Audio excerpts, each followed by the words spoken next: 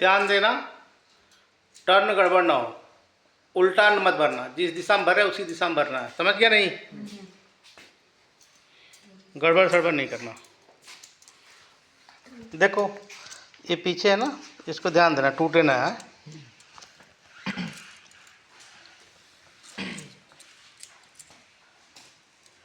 ये देखो बड़ा बहुत फिनिशिंग है, देख रहे नहीं?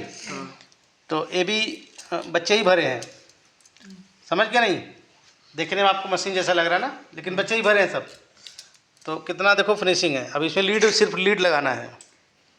क्या लगाना है? लीड।